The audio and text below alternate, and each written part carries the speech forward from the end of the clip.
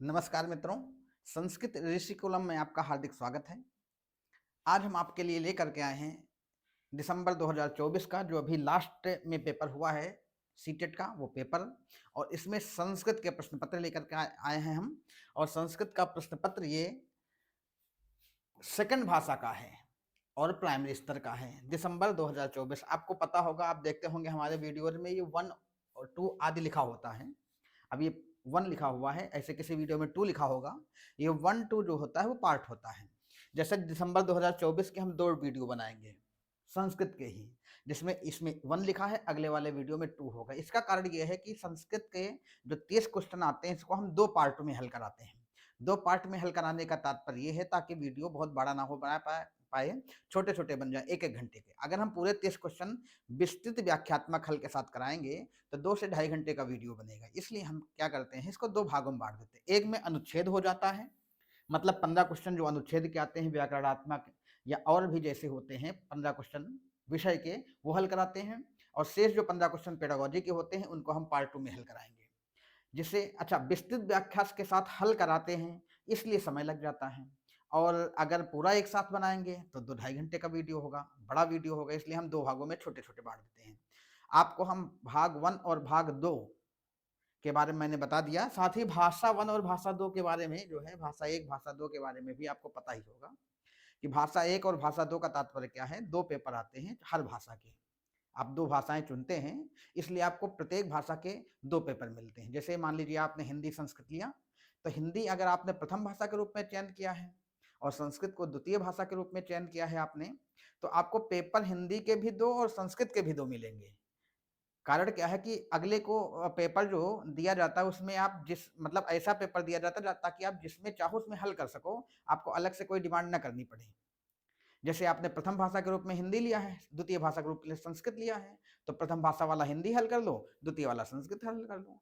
अच्छा, हम कैसे जानेंगे कि प्रथम भाषा और द्वितीय भाषा? बड़ा कंफ्यूजन, जो पहली बार फॉर्म भरते बड़ा दिक्कत होती, बड़ी कंफ्यूजन होती है, इनको बड़े भ्रम की स्थिति आ जाती है। कोई भी भ्रम की स्थिति नहीं है। जिस भाषा का चयन आप प्रथम भाषा के रूप में हल कर लेंगे, चयन करेंगे, उसमें आपको 91 से 120 तक के प्रश्नों को हल करना होगा। और जिस भाषा का चयन आप द्वितीय भाषा के रूप में करेंगे, उसमें आपको 121 से 150 तक के प्रश्नों को हल करना होगा। जैसे मान लीजिए कि आपने प्रथम भाषा के रूप में हिंदी को लिया है और द्वितीय के रूप में संस्कृत को लिया है, तो प्रथम भाषा के रूप में जिस भी विषय को आपने लिया है, जिस भी भाषा को लिया है, उसमें आपको 91 से 120 तक को हल करना है। हिंदी का फिर चयन आप करेंगे 191 से 120 तक के प्रश्नों का। और द्वितीय भाषा के रूप में आपने संस्कृत को ले रखा है, इसलिए 121 से 150 तक के प्रश्न हल करेंगे संस्कृत के। ठीक है, क्योंकि आपके जो संस्कृत के 2 प्रश्न पत्र मिलेंगे वो 91 से 150 तक के होंगे। 91 से 120 पहला पार्ट होगा, और 121 से 150 दूसरा पार्ट होगा। इसी तरह हिंदी भी होगा।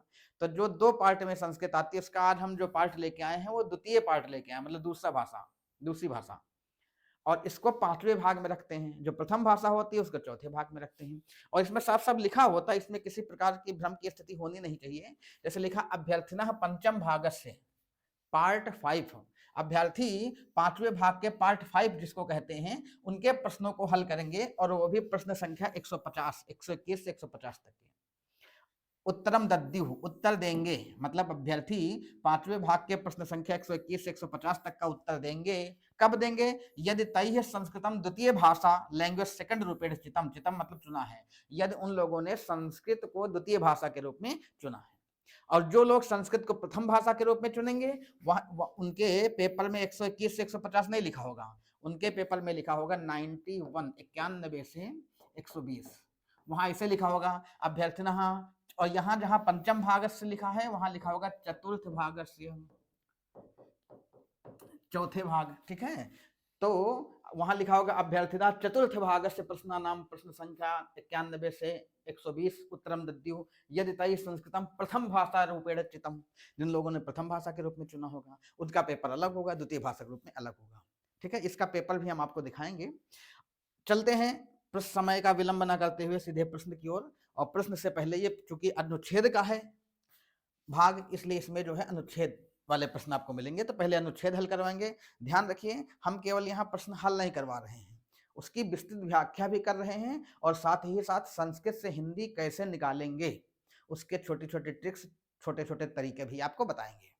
और उन तरीकों से आप भविष्य में जब पेपर देने जाएंगे सीटेट का, तो वहां भी अनुच्छेद का या पेडागोजी वाले जो प्रश्न आते हैं उनका हिंदी अर्थ निकालने में सक्षम हो पाएंगे। इसलिए बहुत ध्यान से इसको देखेंगे आप। और अर्थ निकालने के लिए क्या जरूरी होता है? कारक, विभक्तियां आदि, विभक्ति चिन्ह आदि। इसलिए हम विभक्ति चिन्ह क्या जुड़ेगा तो हिंदी में क्या बनता है, ये सब चीजें बताते हुए साथ साथ में चलेंगे। और प्रत्येक पैराग्राफ में कम से कम 40 से 50 या 30 ऐसे हम चिन्ह बताते हैं जिनसे अर्थ निकालने में आसानी रहती है। तो आप प्रत्येक पैराग्राफ को जब आप पढ़ेंगे, पेपर जब हम यहाँ हल कराया करें, तो आप उसको ध्यान से सुना करिए और नोट करते रहा करिए कि क्या जुड़ेगा तो हिंदी में क्या अर्थ बनेगा, संस्कृत में कौन सा चिन्ह लगा होगा तो हिंदी में कौन सा अर्थ बनेगा। ये आप तभी जान पाएंगे जब आप उन जो चिन्ह हैं, जो तरीके हैं, जो ट्रिक्स हैं, उनको नोट करते रहेंगे। ठीक है, आइए शुरू करते हैं। निर्देश लिखा है अधोलिखितम गद्यांशम प्रश्नानाम। अधोलिखितम मतलब होता है अधोलिखित, निम्नलिखित और अधोलिखित एक चीज है। अधो शब्द का अर्थ नीचे होता है, तो अधोलिखित मतलब नीचे लिखे हुए, नीचे ये जो नीचे लिखा हुआ है। लिखित गद्यांशम, गद्यांश के प्रश्नानाम 121 से 128, क्योंकि 121 से 150 तक संस्कृत होगी, उसमें से 121 से 128 जो 15 क्वेश्चन होंगे वो अनुच्छेद के होंगे, और 29 से 50 तक जो क्वेश्चन होंगे वो किसके होंगे, वो जो क्वेश्चन होंगे वो 121 से 128 तक पहला पैराग्राफ होगा, और 128 से 135 तक, 29 से 135 तक दूसरा पैराग्राफ होगा। 15 क्वेश्चन हो जाएंगे। 135 से 150 तक पेडागोजी के होंगे। तो अभी एक अनुच्छेद में 121 से 128 तक जो है 8 क्वेश्चन होंगे, शेष दूसरे पैराग्राफ में 7 क्वेश्चन होंगे। कहते हैं विकल्पात्मक उत्तरेभ्यः उचिततम उत्तरम चुनित। उचिततम उत्तरम चुनित, उचिततम उत्तर का चयन करना है।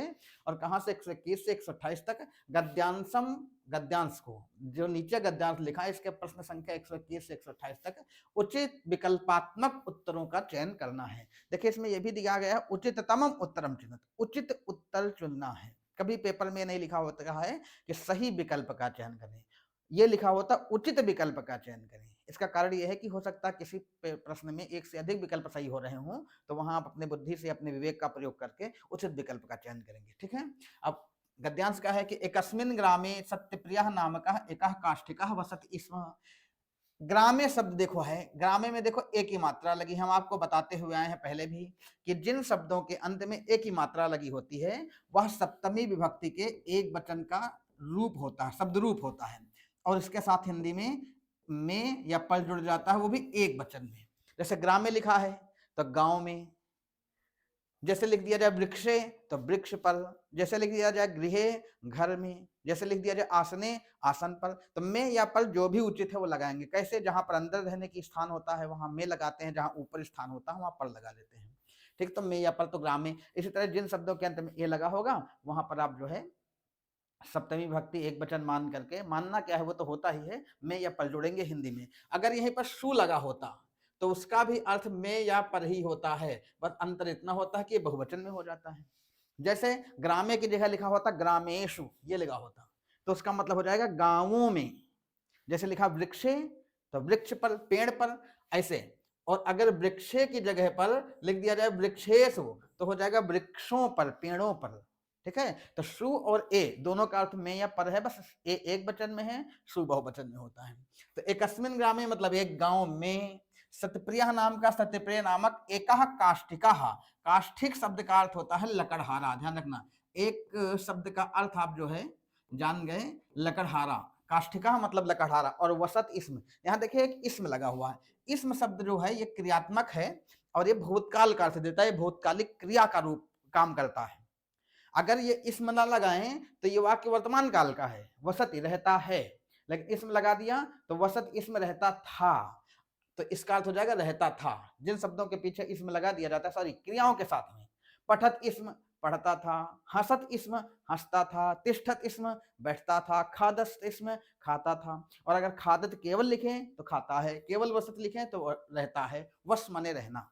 तो इस प्रकार से अर्थ होगा एकस्मिन् ग्रामे, एक गांव में, सत्यप्रिय नाम का, सत्यप्रिय नामक, एकः काष्ठिकः वसत इसम, एक काष्ठिक। काष्ठिक मतलब लकड़हारा, काष्ठ माने लकड़ी होता है, और काष्ठिक मतलब लकड़ी वाला, अर्थात लकड़ी काटने वाला, लकड़हारा अर्थ लिया जाता है। और सह प्रत्याहन वनम गत्वा कुठारेण काष्ठानि छित्त्वा तानि काष्ठानि नगरे विक्रीय सह स्वजीविकोपार्जनम करोति स्म।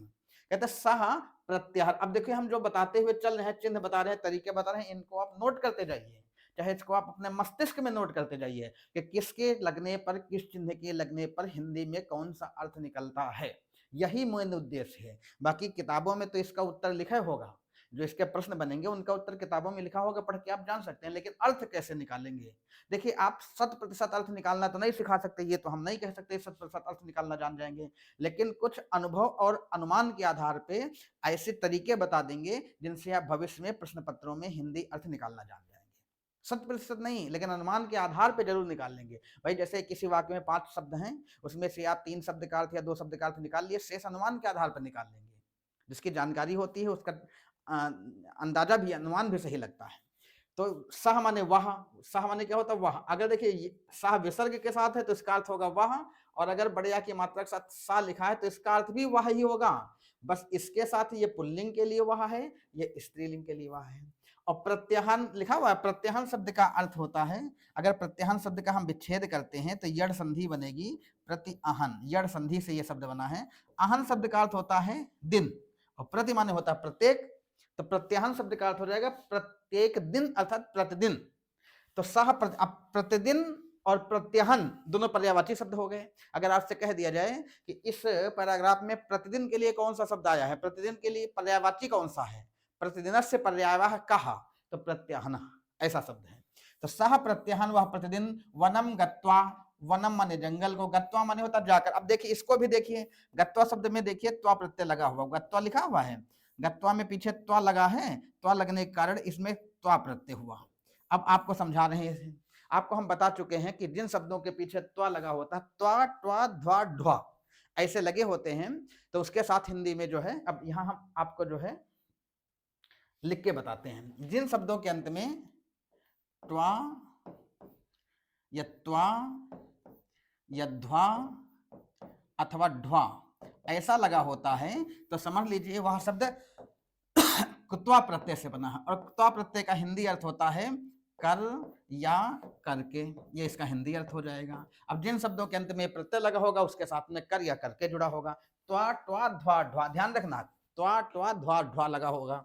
अब यहाँ देखिए इसके पीछे क्या लगा हुआ, त्वा लगा हुआ है, तो त्वा मतलब त्वा प्रत्यय लगा है। अब प्रत्यय से भी अर्थ निकालना आप सीखेंगे, प्रत्यय से प्रश्न भी बनेंगे आपके सीटेट में, तो प्रत्यय से अर्थ निकालना भी सीखेंगे। तो गत्वा का मतलब हो जाएगा जा करके, अर्थात सह प्रत्याहन वनम गत्वा, वह प्रतिदिन जंगल को जा करके।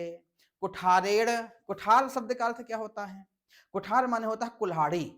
अब कुठार, कुल्हाड़ी के लिए शब्द प्रयोग किया जाता है, ये भी आप नोट करिए, कुल्हाड़ी की संस्कृत क्या होती है इसमें, तो कुठार, ठीक है।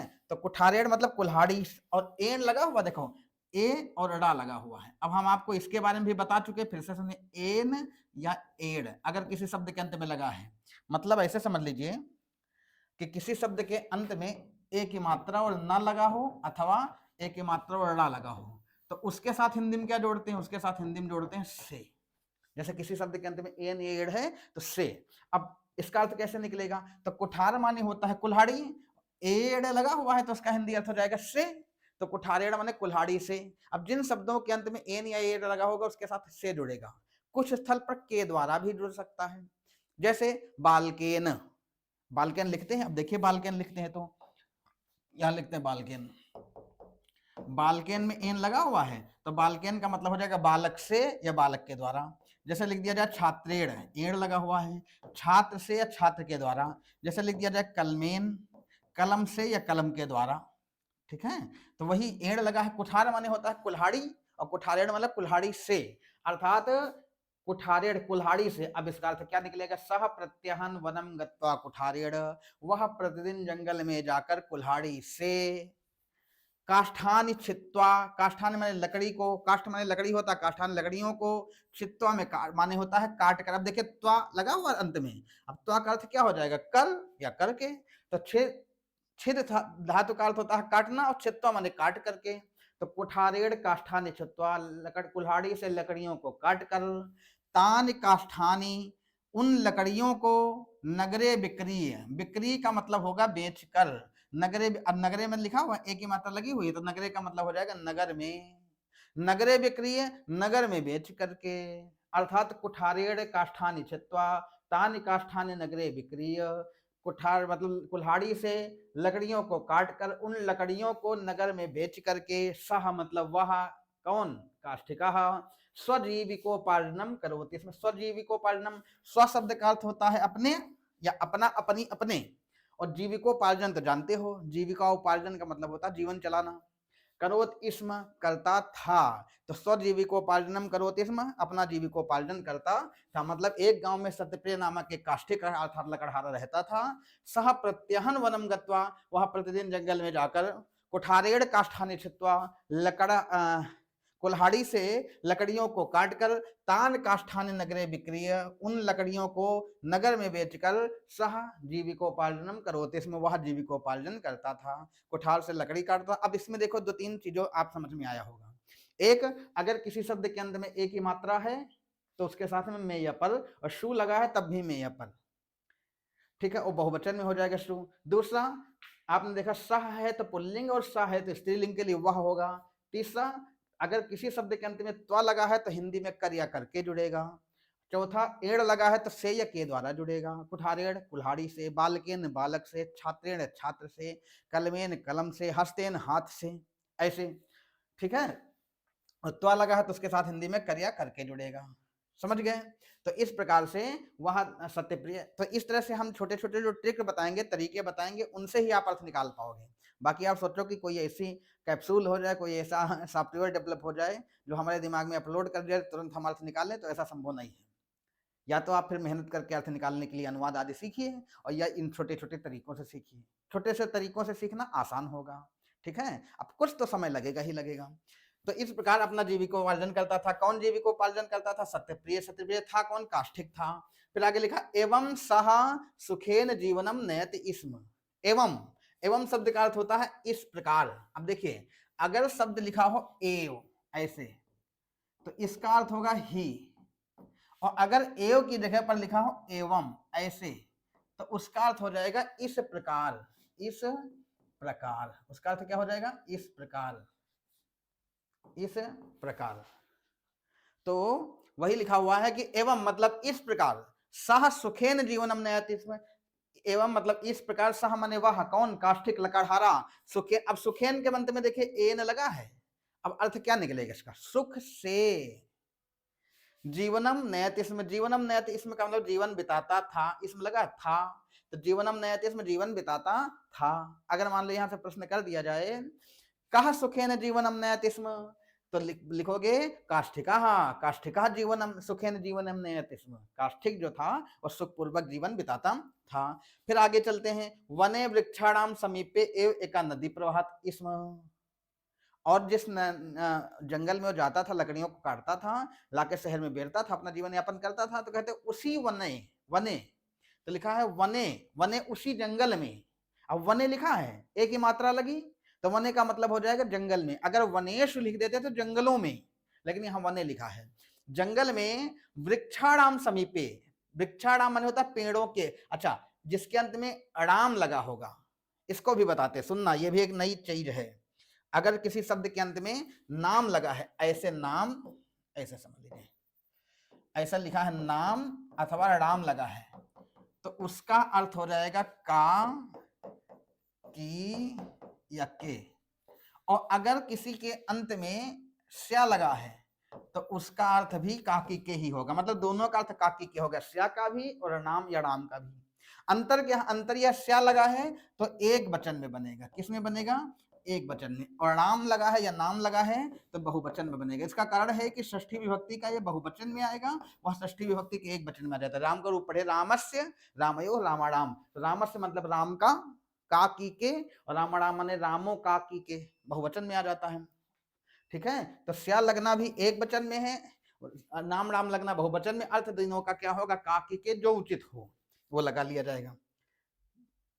आगे चलते हैं फिर। तो वही लिखा हुआ है कि वने जंगल में, वृक्षाणाम, वृक्षाणाम राम आ गया, का की के, वृक्षाणाम वृक्षों के। अगर लिख दिया जाए यहाँ पर छात्राणाम छात्रों के, का की के, जो उचित लगाएंगे, यहाँ के लग रहा है इसलिए के लगा रहे हैं। अगर कह दिया जाए गृहाणाम घरों के, विद्यालयानाम विद्यालयों के, तो वने वृक्षाणाम मतलब जंगल में, वृक्षों के, समीपे माने समीप में, एव माने ही, देखो ऊपर हम बता के आए, एव माने क्या होता है ही। तो वन में, जंगल में, वृक्षों के समीप ही एका नदी, एक नदी प्रवाहत इसम बहती थी। तो वन में वृक्षों के समीप ही एक नदी बहती थी। कौन से वन में? जिस वन में वो जाता था, लकड़ियों को काटता था और लाके शहर में बेचता था, उसी वन में वृक्षों के समीप एक नदी बहती थी। एकस्मिन दिने, अब एकस्मिन दिने लिखा है एक दिन। यदा, यदा माने होता है जब, सत्यप्रिय कुठारेण काष्ठानि छिन्दन्ति स्म। एकस्मिन दिने, एक दिन, यदा माने जब। देखिए दो चीज हैं, एक है यदा और दूसरा है कदा और तीसरा है तदा और चौथा है सदा। इन शब्द का अर्थ, यदा माने जब, कदा माने कब, तदा माने तब, सदा माने हमेशा। जब, कब, तब, हमेशा। तो यदा माने जब, सत्यप्रिय मतलब सत्यप्रिय नामक काष्ठिक कुठारेण काष्ठानि छिन्दन्ति में, अब कुठारेण लिखा है, कुठारेण मतलब अर्थ क्या हो जाएगा, जो अर्थ यहाँ होगा वही यहाँ हो जाएगा। एड़ लगाया हमने, एड़ का मतलब होता से या के द्वारा, जो भी उचित हो, दोनों में से कोई एक लगेगा, या तो से या तो के द्वारा। वाक्य बनाते समय पता चल जाएगा आपको। और कुठार माने होता कुल्हाड़ी, तो कुठार माने कुल्हाड़ी से काष्ठानि छिन्दन्ति इसमें, लकड़ियां काट रहा था। छिन्दन माने काटना, लकड़ियां काट रहा था। अर्थात एकस्मिन दिने यदा सत्यप्रिय कुठारेण काष्ठानि छिन्दति इसम, एक दिन जब सत्यप्रिय कुल्हाड़ी से लकड़ियां काट रहा था, तस्य हस्तात भ्रष्टा कुठारा जले पतत। तस्य माने उसके, देखो क्या लगा है काकी के, तस्य मतलब उसके, हस्तात माने हाथ से, भ्रष्टा माने छूट कर, कुठारा माने कुल्हाड़ी, जले अपतत, जले में एक ही मात्रा लगी है, जले मतलब जल में, अपतत माने गिर गई।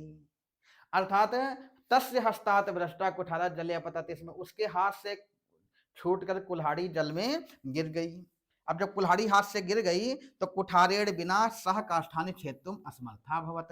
कुठारेड़ बिना, फिर कुठारेड़, कुठारेड़ मतलब क्या, कुठार से अर्थात कुल्हाड़ी से। तो लेकिन यहाँ बिना लग गया है, तो दोनों को मिला के अर्थ निकालेंगे, कुठारी के बिना। अगर एन के बाद बिना आ जाता है तो वहां से अर्थ ना लेकर के अर्थ में निकलेगा। तो कुठारेड़ बिना, कुल्हाड़ी के बिना, सह काष्ठानि छेत्तुम असमर्था भवत। सह माने वह, कौन, काष्ठिका, काष्ठानि छेत्तुम मतलब लकड़ियां काटने में, असमर्था भवत मतलब असमर्थ हो गया। तो वही कहा गया है कि कुठार की जब कुल्हाड़ी हाथ से छूट करके जल में गिर गई, तो कुठारेड़ बिना सह काष्ठानि छेत्तुम असमर्था भवत, कुल्हाड़ी के बिना वह लकड़ियां काटने में असमर्थ हो गया। कौन लकड़ियां काटने में असमर्थ हो गया? काष्ठिका, काष्ठिकस्य नाम किम, सत्यप्रियः। एवं सह उच्चैः विलापम कर्तुमारभत। एवं माने इस प्रकार, देखो दोनों अर्थ में बताया, एव अगर है तो ही, एवं माने है तो इस प्रकार। इस प्रकार सह माने वह, उच्चैः, उच्चैः शब्द का अर्थ होता है जोर से, उच्चैः जोर से। अगर निच्चैः लिखा है तो धीरे से, उच्चैः माने जोर से। विलापम कर्तुम आरभत, विलाप शब्द का अर्थ जान रहे होगे, विलाप करना मतलब रोना। तो विलापम कर्तुम आरभत, विलाप करना आरंभ कर दिया। तो इस प्रकार वह तेजी से जोर से विलाप करना आरंभ कर दिया, मतलब रोना आरंभ कर दिया। कौन? काष्ठिका। तस्य क्रंदनम श्रुत्वा वरुणदेवः नद्याः बहिर्आगत्य तम अपृच्छत। तस्य, तस्य में लिखा हुआ स्या, देखो इसमें भी आप जान लीजिए, अस्य शब्द लिखा हुआ है ऐसे, अस्य यहां देखते हैं, ये छोड़िए यहां लिखे थे। अगर कहीं पर अस्य शब्द लिखा हुआ है तो अस्य शब्द, अच्छा नए पेज से ही हम लिख लेते हैं क्योंकि वहां नहीं होगा क्लियर, यहां लिखते हैं। अगर कहीं अस्य लिखा हुआ है तो अस्य शब्द का अर्थ होता है इसका। देखो क्या लगा है, इसका, इसकी, इसके, कुछ इसका भी हो सकता है, इसके भी हो सकता है और इसकी भी हो सकता है। और अगर कहीं पर लिखा तस्य, तो तस्य का अर्थ होगा उसका, उसका, उसकी, उसके। और अगर कहीं लिखा हुआ है यस्य, तीन अर्थ शब्द हैं देखिए, यस्य, यस्य का अर्थ होगा जिसका, जिसकी, जिसके। तो जिसका लिखे दे रहे हैं, बाकी आप समझ लीजिए, जिसका, जिसकी, जिसके। तस्य उसका, उसकी, उसके। अस्य इसका, इसकी, इसके। यस्य जिसका, जिसकी, जिसके। ठीक है। तो देखिए यहां लिखा हुआ है तस्य माने उसका, उसका, उसके, उसके, जो भी हो तीनों में से, उसके क्रंदनम श्रुत्वा, क्रंदन माने होता है रोनी, रोना। तो उसका क्रंदन अर्थात उसका रोना, श्रुत्वा, अब श्रुत्वा में देखे त्वा लगा है, त्वा माने कर या करके। तो सु धातु, सु माने होता सुनना, तो श्रुत्वा माने हो जाएगा सुनकर, तस्य क्रंदनम श्रुत्वा, उसके उसका क्रंदन सुन करके, वरुण देवा, जल के जो देवता है वरुण देव माने जाते हैं, वरुण देवा नद्याः बहिर आगत, नदी से बहिर माने बाहर, आगत माने आकर के, तम अपृच्छत, उससे पूछा, उसके क्रंदन को सुन करके वरुण देव नदी से बाहर आकर के उससे पूछा, वरुण देव बाहर आए, वरुण देव ने बाहर आकर उससे पूछा, क्या पूछा कि भद्र कस्मात रोदिसी, भद्र मतलब हे भाई, वैसे भद्र शब्द का अर्थ सज्जन भी होता है, भद्र का अर्थ भाई भी लिया जाता है, धीर पुरुष को भी भद्र कहा जाता है, अगर किसी से को सम्मान से हम बोलते तो भद्र बोल सकते हैं। कस्मात माने किस कारण से, रोदिस माने रो रहे हो, अरे भाई तुम किस कारण से रो रहे हो, क्यों रो रहे हो, ततः सत्य प्रिय सर्वम वृत्तांतम तस्मै निवेदितवान, ततः माने उसके बाद, सर्वप्रिय मतलब सर्वप्रिय ने, सर्वम वृत्तांतम, सर्वम माने पूरा का पूरा, वृत्तांतम माने वृत्तांत, वैसे वृत्तांत का अर्थ कहानी या कथा भी होता है, तस्मै निवेदितवान, उसको निवेदितवान माने कह सुनाया, बता दिया, निवेदित कर दिया, निवेदन कर दिया, अपना पूरा वृत्तांत उससे निवेदन कर दिया। वृत्तांत मतलब क्या, ये लकड़ी काट रहा था, हाथ से कुल्हाड़ी भ्रष्ट हुई, छूटी और पानी में गिर गई।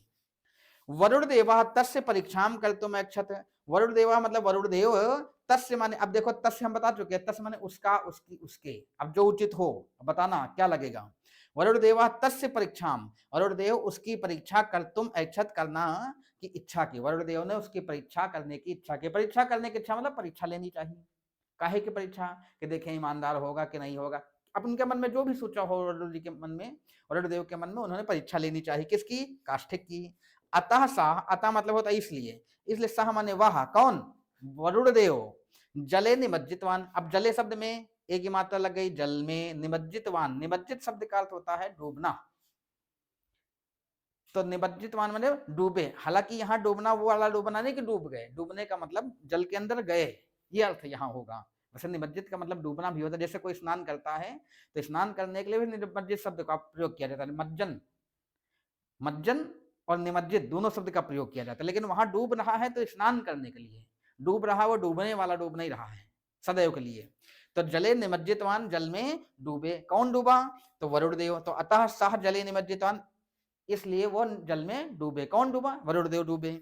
शीघ्र में हस्ते सुवर्ण कुठारम आनीय सह बहिरागच्छत, शीघ्र में माने जल्दी ही, देखो शीघ्र में का विच्छेद करेंगे तो बनेगा शीघ्रम एव, शीघ्र माने जल्दी, एवं माने ही, बता चुके हैं, शीघ्र में माने जल्दी ही, हस्ते, हस्ते में हस्त माने हाथ होता, एक ही मात्रा लगी, हस्ते मतलब हाथ में, सुवर्ण कुठारम आनी, सुवर्ण माने होता सोने का, और कुठार माने कुल्हाड़ी, तो सुवर्ण कुठार माने सोने की कुल्हाड़ी, कुल्हाड़ी आनी माने लेकर, सह बहिरागच्छत, सह माने वह वरुण देव, बही माने होता बाहर, आगच्छत माने आ गए, अर्थात जल्दी ही हाथ में सोने की कुल्हाड़ी लेकर, आनी मतलब लेकर, सह बहिरागच्छत वो बाहर आ गए। सत्य प्रियम अपृच्छत, चा, चा माने होता और, चा माने और, सत्य प्रियम अपृच्छत, अपृच्छत माने पूछा, और सत्य प्रिय से पूछा, क्या पूछा, किमेशा तव कुठारः, किमेशा, किमेशा का विच्छेद करेंगे तो दो शब्द बनेंगे, किम प्लस ऐसा, यहां लिखते हैं, यहां किम प्लस ऐसा, किम माने होता है क्या, और ऐसा माने होता है यह, किम ऐसा मतलब क्या यह, तव कुठारः तुम्हारी कुल्हाड़ी, तव शब्द का तुम्हारा होता है, तो किम ऐसा तव कुठारः क्या तुम्हारी कुल्हाड़ी है, गृहताम, गृहताम माने ले लो, ग्रहण कर लो, जल में निमज्जित हुए, जल में डूबे वरुण देव और लौट करके आए और सत्यप्रिय से पूछा कि क्या ये किमेशा तव कुठारा, क्या तुम्हारी कुल्हाड़ी है, गृहताम ले लो, गृहताम माने ग्रहण करो, ले लो, तो क्या होता है फिर देखिए, सह पुनः उच्चैरोद तुम आरभत अवदत चा, और जब वरुण देव ने कहा तुम्हारी कुल्हाड़ी ले लो, तो सह मतलब वह, कौन, इस समय सत्यप्रिय की बात हो रही है, सह पुनः माने फिर से, उच्चै माने जोर से, रोद तुम आरभत रोना आरंभ कर दिया, किसने रोना आरंभ कर दिया, सत्यप्रिय अर्थात काष्ठिक ने फिर से रोना आरंभ किया।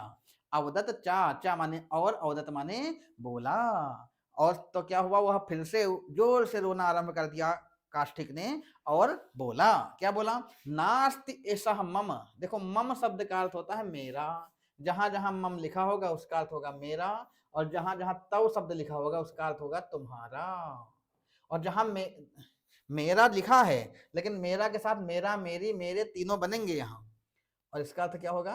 तुम्हारा, तुम्हारा, तुम्हारी, तुम्हारे, तीनों अलग अलग नहीं, एक ही साथ बन सकते हैं। जो जैसा वाक्य बनेगा बना सकते हो। तो नास्ति ऐसा मम्मा माने मेरा, ऐसा माने यह, नास्ति माने नहीं। अगर कोई यही स्त्री के लिए वाक्य लिखा गया होता, कोई महिला बोल रही होती नास्ति ऐसा मम, तो उसका अर्थ होगा मेरी यह नहीं है, लेकिन यहां लिखा मेरा यह नहीं है।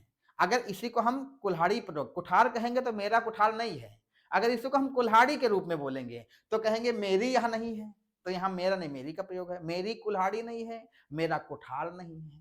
ठीक है, तो कुठार संस्कृत में प्रयोग कर रहे हैं तो पुरुष के लिए प्रयोग हो रहा है। तो मम ऐसा नास्ति, मेरा यह नहीं है, कहाँ कुठार। अहंतु, अहंतु लिखा, अहंतु का विच्छेद करेंगे तो बनेगा अहम तू। अहम माने होता मैं। देखो दो शब्द हैं, दोनों के बारे में बताते हैं। अगर लिखा हुआ है अहम तो उसका अर्थ होगा मैं, अगर लिखा हुआ है अयम तो उसका अर्थ होगा यह।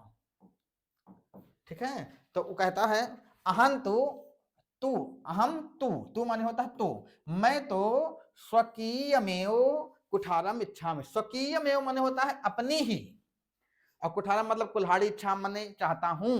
इच्छा शब्द धातु से बना, इस धातु से, जिसका अर्थ होता है चाहना, इच्छा।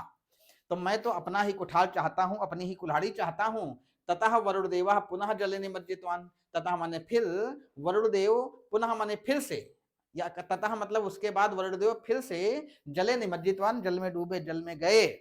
और अधुना सह रजत कुठारेण साकम बहिरागच्छत्। देखो साकम शब्द लिखा हुआ है, साकम चार शब्द हैं, सह, साकम, सार्धम और समम। इन चारों शब्दों का अर्थ होता है साथ में। क्या अर्थ होता है? साथ में। अब इनमें से कोई भी शब्द कहीं भी लिखा हो और उसका अर्थ निकालना हो तो कहेंगे साथ में। तो वही लिखा है अधुना सह रजत कुठारेण साकम बहिरागच्छत्। अधुना माने इस बार, सह माने वो वरुण देव, रजत माने चांदी, और कुठारेण माने कुठार से के, सह माने साकम माने साथ, कुठार के साथ, चांदी के कुठार के साथ, चांदी की कुल्हाड़ी के साथ बहिरागच्छत् बाहर आए। इस बार वरुण देव जो है चांदी की कुल्हाड़ी के साथ बाहर आए। तम प्रदल से, प्रदल से माने होता है दिखाकर, तम माने उसको, चांदी की कुल्हाड़ी को दिखाकर, सह पूर्ववत अपृच्छत, वो फिर से उसी तरह पूछे। पूर्ववत का मतलब पहले के जैसे पूछे कि अयम अस्ति तव कुठारः। अयम अस्ति माने यह है, अयम शब्द हमने देखो यहाँ बताया, अयम माने यह, अस्ति माने है, तव माने तुम्हारा, कुठारा माने कुल्हाड़ी। क्या ये तुम्हारा कुठार है, तुम्हारी कुल्हाड़ी है? गृहीताम ले लो। क्या ये तुम्हारी कुठारी? इसको ले लो। पहले सोने की कुल्हाड़ी दिखाया था, आपकी चांदी की दिखाया, तुम्हारी है ले लो। किंतु सत्यप्रिय सत्यवादी आसीत, कहते हैं लेकिन जो सत्यप्रिय था वो सत्यवादी था। सा शीघ्रम अवदत, वह शीघ्र ही बोला कि अयमपि मम कुठारः नास्ति, अयमपि, यह भी, देखो अपि यहाँ लगा हुआ है, अपि इसका विच्छेद करेंगे तो बनेगा अयम और अपि। अयम शब्द का अर्थ होता है यह, अपि माने भी, अयम माने यह भी, मम कुठारः नास्ति, मेरी कुल्हाड़ी नहीं है, यह भी मेरी कुल्हाड़ी नहीं है। एतद आकर्ड पुनरपि वरुण देवः जले निमज्जितः। एतद आकर्ड मतलब यह सुनकर, इसमें देखो आकर्ड शब्द लिखा हुआ है, इसका विच्छेद करके फिर समझाते हैं आपको। ऐसे लिखा हुआ है एतदाकर्ड, विच्छेद करेंगे तो दो शब्द बनेंगे, एतद आकर्ड। एतद आकर्ड, एतद माने यह, आकर्ड माने सुनकर। एतद आकर्ड मतलब यह सुनकर। तो एतद आकर्ड अर्थात यह सुनकर, पुनरपि वरुण देवः जले निमज्जितः, ये सुनकर फिर से वरुण देव जल में निमज्जित हुए, जल में गए। अधुना सह लौह कुठारेण सह बहिरागत्य तम काष्टिकम अपृच्छत। अधुना माने इस बार, वह माने वह कौन? वरुण देव। लौह कुठारेण सह मतलब लोहे के कुल्हाड़ी के साथ। अब देखिए इतना पढ़ चुके हैं, अब आगे अंदाजा लगा लगा के अर्थ निकालेंगे, वो भी सही निकलेगा, अनुमान के आधार पर अर्थ सही निकलेगा। स्वर्ण कुठारेण सोने के कुल्हाड़ी के साथ, रजत कुठारेण चांदी के कुल्हाड़ी के साथ। लेकिन अगर लिखा लौह कुठारेण तो लोहे की कुल्हाड़ी, लौह माने लोहा, लोहे की कुल्हाड़ी के सह माने साथ में, बहिरागत्य बाहर आकर, आगत लिखा आकर, तम काष्ठिकम अपृच्छत उस काष्ठिक से पूछा। क्या पूछा? कि मेसा तव कुठारः, किम ऐसा मतलब किम ऐसा, क्या यह तव कुठार तुम्हारी कुल्हाड़ी है। हर्षिता सत्यप्रिय झटित उवाच, देखो उवाच शब्द का अर्थ होता है बोला, कहीं कहीं उवाच लिखा हो तो बोलोगे बोला, और झटित शब्द का अर्थ होता है झट से, और झट से मतलब क्या होता है तुरंत। झटित शब्द का अर्थ होता है, हम लोग प्रयोग करते हैं अवधी भाषा में झटित मतलब झट से, झट से मतलब तुरंत। तो वह हर्षिता सत्यप्रिय, हर्षित होकर सत्यप्रिय झटित उवाच तुरंत बोला, आम आम, देखो आम आम का अर्थ होता है हाँ हाँ, अगर माँ में हलंत लगा है आम लिखा है तो इसका मतलब होगा हाँ हाँ हाँ। अयमेवास्ति मम कुठारः प्रभो, अयम एव अस्ति, यही मेरा है, अयमेव अस्ति का विच्छेद कर देते हैं, अयम एव अस्ति, अयम माने यह, एव माने ही, अस्ति माने है, अयम एव अस्ति, यह ही है मम कुठारः मेरी कुल्हाड़ी प्रभो, हे प्रभु यही मेरी कुल्हाड़ी है। वरुण देवस्य चरणों स्पृष्ट्वा, वरुण देव के चरणों को छू कर, देखो स्पृष्ट्वा लिखा है इसमें ट्वा रहा पीछे, ट्वा रहा है तो त्वा प्रत्यय है, और त्वा प्रत्यय है तो इसका अर्थ होगा स्पर्श करके वरुण देव के चरण, और क्या लगा हुआ है मतलब वरुण देव का की के, तो वरुण देव से चरणों स्पृष्ट्वा, वरुण देव के चरणों को छूकर स्वकुठारम गृहीत्वा, अपना कुठार अपनी कुठारी लेकर, तो लगा है तो मतलब कर या करके, गृहीत्वा माने ग्रहण करके या ले करके, और तो वरुण देव के चरणों के स्पष्ट करके, क्या मतलब और स्वकुठारम गृहीत्वा अपनी कुल्हाड़ी लेकर सह काष्ठान छेत्तुम अचलत, वह लकड़ियों को काटने के लिए चला गया, वरुण देव से लोहे कुल्हाड़ी ले लिया और कुल्हाड़ी लेकर वह लकड़ी काटने के लिए चला गया। तस्य सत्यनिष्ठाम दृष्ट्वा वरुण देवः, तस्य माने उसके, देखो ले बताया ना उसका उसकी उसके उसकी सत्यनिष्ठाम दृष्ट्वा, अब दृष्ट्वा में देखो ट्वा लगा टा और वाह, दृष्टवा माने देखकर, तो तस्य सत्यनिष्ठाम दृष्टवा, उसकी सत्यनिष्ठा को देखकर वरुण देव मतलब वरुण देव अतीव प्रसन्नो भवत, अतीव माने होता बहुत ज्यादा, देखो लिखा अतीव माने बहुत ज्यादा प्रसन्न हो गए, और अतस्तेन देवेन त्रयः एव कुठारा तस्मै काष्टिकाय प्रदत्ता, अतस्तेन माने अतः, तेन देवेन माने उस देवता के द्वारा, कौन से देवता थे वरुण देव, तो वरुण देव के द्वारा त्रयः एव कुठारा, तीनों ही कुल्हाड़ियां, त्रयः माने तीनों, एव माने ही, कुठारा माने कुल्हाड़ियां, तीनों ही कुल्हाड़ियां तस्मय काष्ठिकाय प्रदत्ता, उस काष्ठिक को दे दी गई, काष्ठिकाय काष्ठिक को दे दी गई, एवं उचितम कथ्यते, इस प्रकार उचित ही कहा गया है, क्या कहा गया है, सत्यमेव जयते, सत्य की सदा विजय होती, लिखा देखा होगा सत्यमेव जयते, सत्य की ही विजय होती है। वास्तविक इसका पूरा जो वाक्य होता है सत्यमेव जयते नान्यताम, सत्य की विजय होती है झूठ की नहीं, अंधित माने झूठ, देखो सत्य माने सत्य, अंधित माने झूठ होता है इसका विलोम, ठीक है। तो इस प्रकार से देखिए आपने एक लकड़हारे की कहानी पढ़ी, और हो सकता है कक्षा 3, 4, 5, 6, 7, 8 में आपने ऐसी कहानियां पढ़ रखी हों हिंदी में, हो सकता है संस्कृत में पढ़ रखी हों, वो कहानी थी। अब इससे कुछ प्रश्न बनते हैं, इसमें देखिए एक शब्द बार बार आए उसको पहले हम बता देते हैं और फिर आगे चलते हैं। एक शब्द क्या, दो शब्द ऐसे हैं जो कई बार आए हैं और उसके पीछे प्रत्यय लगा हुआ है, दो शब्द, सॉरी शब्द नहीं कहेंगे, दो प्रत्यय हैं जिनसे बनने वाले शब्द बार बार आए हैं, ऐसा समझिए। कौन सा शब्द है, आगे हम चलते हैं लेकर के आपको। जैसे देखो एक शब्द है, इससे प्रत्यय वाले शब्द हम निकालते हैं क्योंकि उनसे अर्थ में सहायता ज्यादा बनती है, अर्थ नहीं। देखो एक शब्द है आगत्य, क्या है आगत्य, और आगत्य शब्द है, दूसरा शब्द है स्पृष्ट्वा, अगला शब्द है दृष्ट्वा, अगला शब्द है गृहीत्वा,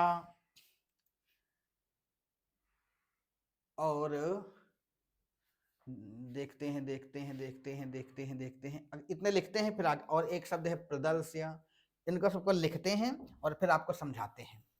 एक है गृहीत्वा,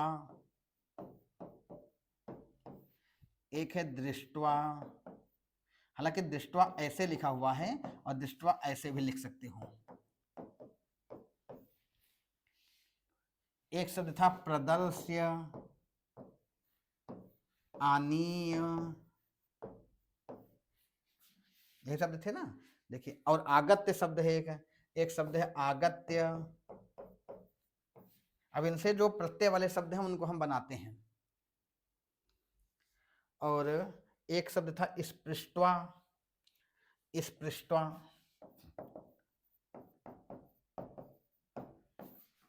और फिर इनसे शब्द बन रहे थे, दृष्टवा भी था, दृष्टवा है, साथ ही साथ जो है यहाँ इस पेज में भी कई शब्द देखने को मिले थे जो प्रत्यय वाले थे।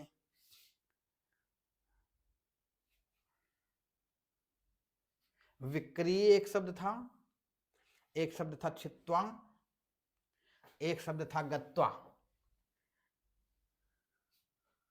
और सुत्वा, आगत्य। इतने शब्द को हम लेके चलते हैं। सुत्वा, विक्रिय। अब देखिए इतने शब्द को ले लेते हैं और भी आप ढूंढेंगे मिलेंगे। इतने शब्दों में देखिए क्त्वा प्रत्यय है। कौन सा प्रत्यय है? क्त्वा प्रत्यय। और इन शब्दों में है लेप प्रत्यय। दोनों की पहचान हम बता चुके हैं। जिसके पीछे त्वा ट्वा ध्वा ढ्वा लगता है उसमें क्त्वा प्रत्यय होता। अभी इससे पहले बताया देखो, त्वा ट्वा ट्वा त्वा। अगर ध्वा ढ्वा आता तभी ही प्रत्यय।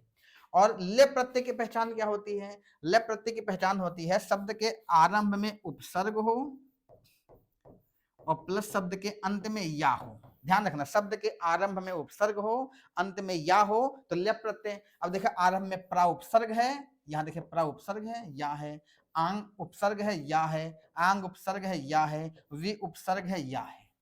तो जहां पर जिन शब्दों के आरंभ में उपसर्ग हो, अंत में या हो, वहां लेप प्रत्यय होता है। और जिन शब्दों के अंत में त्वा ट्वा ध्वा ध्वा होता है वहां त्वा प्रत्यय होता है। अब इससे कई शब्द आपको मिले, इनसे प्रश्न भी बन सकता है। जब कई शब्द बार बार आते हैं तो उससे प्रश्न बनने की उम्मीद ज्यादा हो जाती है। अब पहले प्रश्न की ओर चलते हैं, समय ना गंवाते हुए सीधे आपको पहले प्रश्न की ओर लेकर के आपको चलते हैं, नहीं तो वीडियो फिर बहुत ज्यादा लंबा हो जाएगा। और बहुत लंबा वीडियो देखने में फिर होता क्या है, बच्चों को बोरियत होने लगती है। छोटे छोटे वीडियो रहते हैं, 1-1 घंटे तक रहते हैं, तो बच्चों को बोरियत नहीं होगा। ठीक है, तो इससे कम समय में वीडियो बनता है तो आसानी से आप लोग देख पाते हैं, देखने में मजा भी आती है, नहीं तो देखते देखते उब जाते हैं। पहला प्रश्न है, अधो लिखतेषु पदेषु लेप प्रत्यांत पदम किम न अस्ति। कहा कि देखो पहला प्रश्न प्रत्यय से आ गया कि अधो लिखतेषु पदेषु, पदेश में देखो शु लगा हुआ है। हम आपको बताते चले आ रहे हैं कि अंत में शु लगेगा। शु का उदाहरण नहीं मिल रहा था, उदाहरण भी मिल गया। देखिए तो हम बता रहे थे शु लगा होता उसका अर्थ भी होता है में या पर, बस अंतर यह है बहुवचन में होता है। अगर एक ही मात्रा हो तो एक वचन में होगा। तो पदेश माने पदों में, अधोलिखित पदेशु नीचे लिखे हुए पदों में लेप प्रत्यांत पदम किम नास्ति। लेप प्रत्यांत मतलब लेप प्रत्यय से बना हुआ पद कौन सा नहीं है? लेप प्रत्यांत मतलब लेप प्रत्यय से बना हुआ पद कौन सा नहीं है। मतलब ये चारों में 3 पद लेप प्रत्यांत के हैं, एक लेप का नहीं है। तो कौन सा लेप का नहीं? अब इतना समझाने के बावजूद अगर आप ना कर पाए तो क्या ही कहा जाए आपको। आपको हमने इसलिए प्रत्यय के शब्द भी समझाए कायदे से, निकाल निकाल करके। ऐसे ही हर पैराग्राफ में कभी प्रत्यय के शब्द समझाएंगे, कभी विभक्ति के शब्द समझाएंगे, कभी अव्यय निकाल के समझाएंगे। हर पैराग्राफ में कुछ ना कुछ समझाएंगे। यही से आपका अभ्यास होगा, तभी आप हल कर पाओगे। केवल पढ़ने से नहीं होगा। आप एक चीज और ध्यान रखिए, संस्कृत का पेपर है, आप दुनियन पेडागोजी पढ़ डालो, दुनिया पेडागोजी आपका किया रखा हो, लेकिन आप संस्कृत का अर्थ निकालना नहीं जानते हैं। संस्कृत में पेपर आएगा, संस्कृत में प्रश्न लिखेंगे, उसको आप समझ नहीं पाएंगे, पेडागोजी धरी धरी रह जाएगी। इसलिए आपके लिए जरूरी है संस्कृत का अर्थ निकालना सीखना, और ये हम सिखाते हैं आपको कैसे अर्थ निकालेंगे। आप सोचो बहुत कम समय में सिखा दी, तो बहुत कम समय में तो नहीं सिखाएंगे, लेकिन अगर आप लगातार अभ्यास कर रहे होंगे तो जरूर सीख जाएंगे। एक चीज ध्यान लीजिए, दुनियन व्याकरण भी पढ़ लो तब भी अर्थ निकालना आसान नहीं होगा। अर्थ निकालने के लिए सबसे ज्यादा आसान तरीका होता है प्रत्यक्ष विधि। आप अभ्यास करते जाइए, आप उसी का पढ़िए, उसी को सुनते भी रहिए, उसी को वीडियो के माध्यम से देखते रहिए, यही प्रत्यक्ष विधि है। सामने आप अपने आंखों के सामने सब कर लीजिए, तो अभ्यास आप करिए बार बार। अब इनमें से देखिए हम आपके अभी लास्ट में ही बताए हैं लेप प्रत्यांत शब्द और क्त्वा प्रत्यांत। क्त्वा प्रत्यांत कहाँ होता है? त्वा ट्वा ध्वा ढ्वा। और लेप प्रत्यांत शब्द कौन होता है? जिसके आरंभ में उपसर्ग और पीछे यह उपसर्ग 22 होते हैं। प्रा परा अपसम अनुवा निस निर्दुस दुर वी आंग नि अधि अपियत सु उत अभिप्रत प्रयुप। ये भी बहुत जरूरी है आपको। तो जिनके आरंभ में उपसर्ग और पीछे या हो लेप प्रत्यांत है। तो कहा गया लेप प्रत्यांत कौन सा नहीं है? तो देखो आगे उपसर्ग पीछे या, ये लेप प्रत्यांत। आगे वी उपसर्ग है पीछे या, लेप प्रत्यांत। आगे आ उपसर्ग है पीछे या, लेप प्रत्यांत। लेकिन इसके पीछे या और आगे उपसर्ग नहीं है, त्वा है तो कौन सा प्रत्यय होगा, त्वा प्रत्यय, इसलिए यही सही है यहाँ पर। कर ले जाओगे। अब अगले प्रश्न की ओर चलते हैं। अगला प्रश्न है कि बहिरागच्छत इत्यस्मिन् पदे कः संधि वर्तते, इस पद में कौन सी संधि है। कहते हैं बहिरागच्छत ये एक शब्द है, इत्यस्मिन् पदे मतलब इस पद में, पदे लिखा है, पदे मतलब पदे, पद में कौन सी संधि है, तो विसर्ग संधि है, गुण संधि, वृद्धि आदि संधि है। तो बहिरागच्छत देखो हुआ था क्या है, इसको समझाते हैं। मूल शब्द था बहि और फिर अगच्छत था, अगच्छत, बहि अगच्छत मतलब बाहर गया। अब बही में क्या हुआ है कि जो विसर्ग है सस जुसो रू सूत्र से विसर्ग को रू और रा बन गया है। जब विसर्ग को रा बन गया तो शब्द तैयार हुआ यहां आपके सामने आकर के, बही र अगच्छत, और फिर इसके बाद ये आ रा में मिल गया तो सीधे शब्द तैयार हो गया बही रगच्छत। और इस सूत्र इसका होता है सस जुसो रू, विसर्ग संधि का, तो ये विसर्ग संधि के अंतर्गत आएगा। ठीक है। और वैसे भी जो रा परिवर्तन होता है वो कभी स्वर संधि में नहीं होगा। रा का परिवर्तन जो होगा विसर्ग से रा बनेगा तो विसर्ग संधि बनेगा। और अन्य कई किसी सूत्रों से कहीं कहीं आपको ये विसर्ग संधि के माध्यम से ही हम मानेंगे, वो व्यंजन संधि में भी आपको देखने को मिलेगा। हालांकि व्यंजन संधि में सीधे परिवर्तन रा में होता नहीं है, रा में परिवर्तन विसर्ग से केवल विसर्ग संधि में होता है, लेकिन उसके बाद विसर्ग व्यंजन संधियां लग सकती हैं। ठीक है। लेकिन विसर्ग संधि में विसर्ग को रा बनता है सस जुसो रू सूत्र से, इसलिए यहाँ पर अन्य विकल्प कौन से दिए हैं, वृद्धि गुण अयादि, ये तीनों स्वर संधि के दिए हैं। और स्वर संधि में कभी रा में परिवर्तन नहीं होता है, अर में होगा, अल में होगा, और री को रा बनेगा, स्वर से परिवर्तन होगा रा में, लेकिन विसर्ग से परिवर्तन रा में नहीं होता है स्वर संधि में। विसर्ग से रा में परिवर्तन विसर्ग संधि में होता है। ठीक है। ऐसा नहीं कि आपको स्वर संधि में रा परिवर्तित नहीं दिखेगा, अल होता नहीं है, अल होता अल होता है, और री को रा बनता है यड़ संधि में, वो होता परिवर्तन, लेकिन विसर्ग से रा को परिवर्तन नहीं होता। विसर्ग से रा को परिवर्तन विसर्ग संधि में ही होगा, तो विसर्ग संधि सही है यहाँ पर। ठीक है। तो बहिरागच्छत बनेगा। अगले विकल्प की ओर चलते हैं, प्रश्न की ओर चलते हैं। सत्यप्रिय वरुण देवाय किम निवेदितवान, सत्यप्रिय ने वरुण देवता के लिए क्या निवेदन किया। निवेदितवान देखो, निवेदितवान में भी तवत प्रत्यय है, तवत प्रत्यय भी हम आपको जो है पढ़ा चुके हैं। तवत प्रत्यय में वान वती वत जुड़ता है, तो वान जुड़ा हुआ है, निवेदितवान, इसका अर्थ होता है किया। अर्थ क्या होगा हिंदी में, किया। निवेदितवान में निवेदन किया। तो सत्यप्रिय ने वरुण देव के लिए, वरुण देव से क्या निवेदन किया, तो प्रार्थना का निवेदन किया, गीत का निवेदन किया, कथा का निवेदन किया, वृत्तांत का निवेदन किया। इसके बजाय आप पढ़ चुके हो कि वरुण देव से सर्वम वृत्तांतम निवेदितवान, संपूर्ण वृत्तांत कह सुनाया, तो ये संपूर्ण वृत्तांत ही है, यही सही हो जाएगा विकल्प। ठीक है। अगले प्रश्न की ओर चलते हैं। अगला प्रश्न है एवं सह सुखेन नयत इसम अत्र रिक्त स्थानम पूरयत। अत्र माने होता है यहाँ, अत्र शब्द अगर लिखा है तो इसका अर्थ होगा यहाँ, अगर तत्र शब्द लिखा है तो उसका अर्थ होगा वहां, यत्र शब्द लिखा हुआ है तो उसका अर्थ होगा जहां। ठीक है।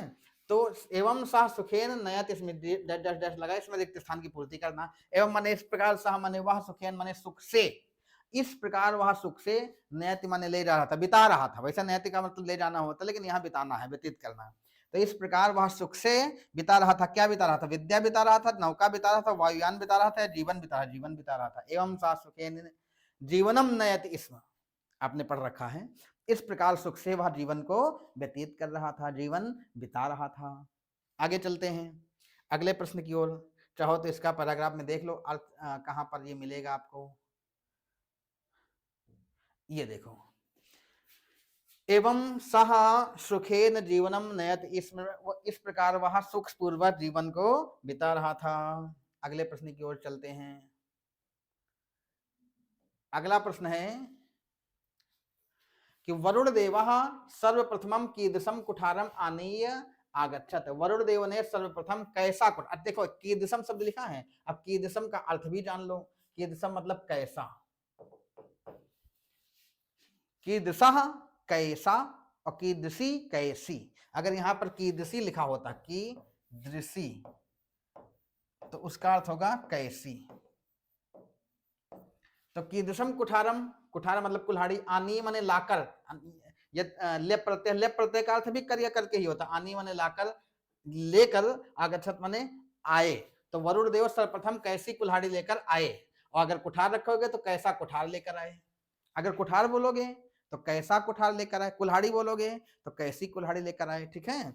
क्योंकि कीदृशी अगर सीधे लगा है तो उसका अर्थ तो कैसी होगा, लेकिन जब इसका हिंदी में हम बदल देते हैं तो हिंदी के आधार पर उसका हम विशेषण भी प्रयोग करने लग जाते हैं ना। हालांकि कीदृशम जो है ये विशेषण के लिए प्रयोग किया गया, प्रश्नवाचक शब्द है। हिंदी में करते हैं तो कैसी प्रयोग होता है, कुल्हाड़ी कहते हैं तो, और कुठार का प्रयोग करते हैं तो कैसा। तो वरुण देव सर्वप्रथम कैसा कुठार लेकर के आए, तो सुवर्ण कुठार लेकर आए, ये कांस्य कुठार, लौह कुठार, ताम्र कुठार। सुवर्ण माने होता सोने का कुठार, कांस्य माने होता कांसे का, ताम्र माने होता तांबे का, और लौह माने होता लोहे का।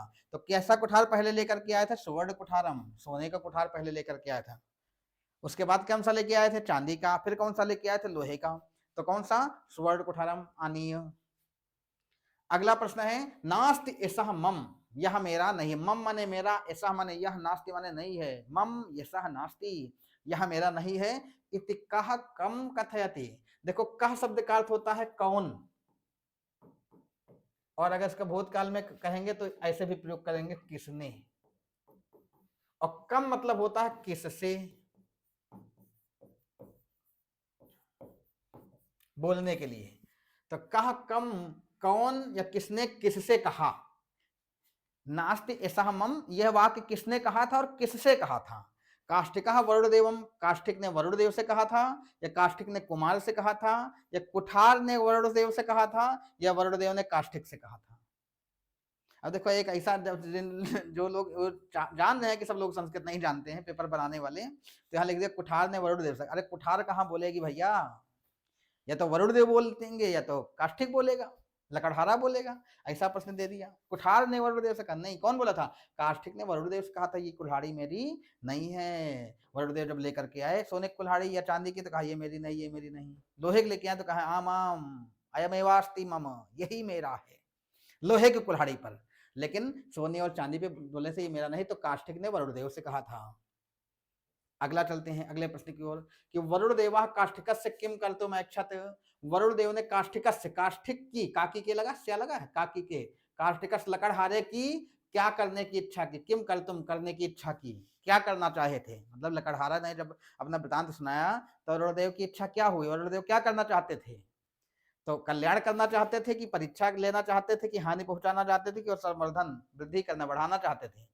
तो जब उसने कहा सब वृतांत सुनाया था तो क्या हुआ था, परीक्षा करनी चाहिए थी कि लाओ देखें ईमानदार है कि बेईमान है, इसलिए परीक्षा करते मैं इच्छा है, परीक्षा करने की इच्छा की थी, किसने, वरुणदेव ने। अगला प्रश्न है, सत्यप्रिय नाम का काष्ठिका की दिशा व्यक्ति आसित, की दिशा माने कैसा, व्यक्ति मतलब व्यक्ति, आसित माने था, काष्ठिका माने लकड़हारा, सत्यप्रिय नामक जो लकड़हारा था वो कैसा व्यक्ति था। देखो कीदृशा का अर्थ जान गए तो बाकी सबका आप अर्थ निकाल लेंगे। सत्यप्रिय नामक जो व्यक्ति है काष्ठिक था वो कैसा व्यक्ति था, लोभी था, सत्यवादी था, कृपण था, दुष्ट था। लोभी माने लालची, सत्यवादी माने सत्य बोलने वाला, कृपण शब्द का अर्थ होता है कंजूस, और दुष्ट माने दुर्जान रहे हो। तो क्या वो लोभी था, सत्यवादी था, कृपण था या दुष्ट था, दुष्टता कोई मतलब है नहीं है। लोभी कंजूस से क्या लेना देना इसमें, दो ही में से कोई हो सकता है, तो सत्यवादी था। अगर वो लोभी होता तो सोने चांदी की सब पहले बोलता हाँ हाँ हाँ सोने वाली मेरी है, लेकिन ऐसा उसने नहीं बोला। फिर देखिए यहाँ तक जो है एक पैराग्राफ के जो प्रश्न थे वो समाप्त हो गए। अब दूसरे पैराग्राफ के प्रश्न आते हैं, और लिखा हुआ अधोलिखितम गद्यांशम पठित्वा प्रश्नानाम 129 से 35 विकल्पात्मकोत्तरेभ्यः उचिततमम, उचितमम उत्तरम चिनुत। यहाँ पर विकल्पात्मक उत्तरों में से उचित विकल्प का चयन करना 29 से 35 तक, ये दूसरा पैराग्राफ है। देखिए इस पेपर में जो पैराग्राफ आया था तो दोनों के दोनों गद्यांश थे, पद्यांश नहीं थे को, और गद्यांश दोनों आ गए थे। देखिए हम पहले भी बता रखे हैं, नियम है कि एक गद्यांश एक पद्यांश का, कभी कभी नियम के अनुसार देते हैं गद्यांश पद्यांश, कभी कभी एक गद्यांश एक पद्यांश में से दोनों गद्यांश से दोनों पद्यांश दे देते हैं, वो डिपेंड करता है कैसा पेपर आपके सामने उपस्थित हुआ है। ठीक है, आगे चलते हैं। तो लिखा हुआ है इसमें पैराग्राफ में कि ऐसा समुद्र तटः, ऐसा शब्द अभी बता के आए हैं, ऐसा माने क्या होता है यहाँ, तो ऐसा समुद्र तटा का अर्थ जान गए होंगे कि यह समुद्र का तट है। अच्छा, जहां से पैराग्राफ उठाया गया होगा वहां बगल में चित्र बना रहा होगा और चित्र की ओर इशारा करके इंगित करके कहा गया होगा ऐसा समुद्र तटः, यह समुद्र का तट है। अब चूंकि पैराग्राफ में पे अनुच्छेद में चित्र देने की आवश्यकता थी नहीं, इसलिए केवल मैटर ले लिया गया, चित्र छोड़ दिया गया है। तो ऐसा समुद्र तटः, यह समुद्र का तट है। अत्र जनाः पर्यटनाय आगच्छन्ति। अब देखो पर्यटनाय में आय लगा हुआ है, आय क्या लगा है, आय। आय जो है वो चतुर्थी विभक्ति का एक वचन होता है, जैसे रामाय, बालकाय, छात्राय। और हिंदी अर्थ क्या होता है, के लिए। कुछ स्थलों पर यहाँ पर के लिए के स्थान पर केवल को का प्रयोग करते हैं। को भी उचित है और के लिए भी उचित है, जो जहां वाक्य जैसा बनेगा, को या के लिए दोनों में से कोई भी लगा सकते हो। तो पर्यटनाय का मतलब पर्यटन के लिए। अगर ऐसे कह दिया जाए छात्राएं मतलब छात्र के लिए, भ्रमणाय घूमने के लिए। तो जहां पर आय लगा होगा उसके साथ हिंदी में क्या जुड़ेगा, के लिए। ठीक है, तो अत्र माने हम बता चुके, अभी इससे पहले बताए हैं। देखिए यही छोटे छोटे चीजें हैं जो आपको लगभग हर पैराग्राफ में मिलेगा। ऐसा भी मिला, अत्र भी मिला, चतुर्थी विभक्ति का चिन्ह मिलेगा, अभी सप्तमी का भी चिन्ह मिलेगा, अभी आपको यहाँ पंचमी का, षष्ठी का सब मिलेगा। इसीलिए हम इन ट्रिक्स को आपको बताते हैं कि किनसे हम हिंदी में क्या अर्थ निकालेंगे, वो आपको पता रहेगा तो आसानी से अर्थ निकाल सकते हो। तो अत्र माने यहाँ, जना माने लोग, पर्यटनाय माने घूमने के लिए, आगच्छन्ति माने आते हैं। कहाँ आते हैं, समुद्र तट पे आते हैं। केचन जना, अच्छा केचन शब्द है, ये नया शब्द देखने में मिल रहा है।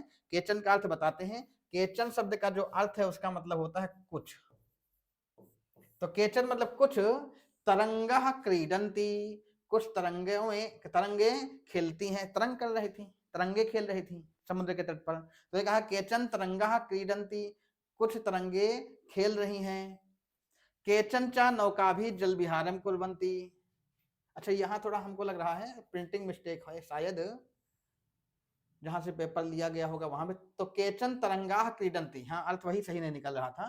केचन तरंगा क्रीडंती, कुछ तरंगों से खेल रहे हैं।